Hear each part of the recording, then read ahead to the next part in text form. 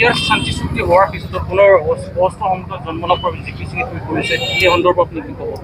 চাওক, আমি অলপ আগতে আমি দেখিছোঁ কিছুমান বেনামী কিছুমান যুৱকসকলৰ মানে কৰায়ত্ব কৰা বুলি আমি আপোনালোকৰ সংবাদ মাধ্যমৰ যোগেদি আমি গম পাইছোঁ।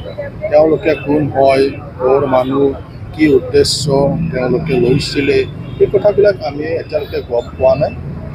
কিন্তু আমি গম পাবলৈ হয়তো সময় লাগিব, কিন্তু আমি ভাবোঁ যে ৰাইজে কোনো সঁহাৰি নিদিয়ে।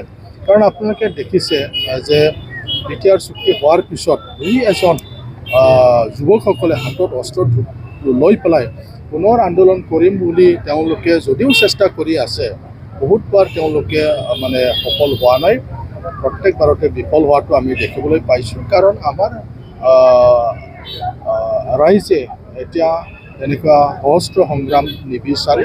ইয়াত শান্তি আহিছে, চুক্তি এটা হ'ল, চুক্তিৰ যিবিলাক দফা এই দফাবিলাক কাৰ্যকৰী হৈ আছে। গতিকে পুনৰ এটা আন্দোলনৰ ইয়াত পৰিৱেশ নাই আৰু ইয়াত মানে সশস্ত্ৰ সংগঠনৰ সশস্ত্ৰ বিপ্লৱৰটো কোনো ইয়াত মানে ঠাই নাই। এইটো কোনেও মানে এতিয়া এলাও নকৰে, কোনেও এতিয়া সঁহাৰি নজনায়, যাৰ কাৰণে তেওঁলোকে বিফল হৈ আছে। গতিকে এইবাৰো যদি কিছুমানে ভাবিছিল, এতিয়া নাম চাম দিয়া নাই, কোন সংগঠন কোন মানুহবিলাকে দিয়া নাই, যদিও তেওঁলোকে চেষ্টা কৰিছিল কিন্তু তেওঁলোকে সফল নহ'ল।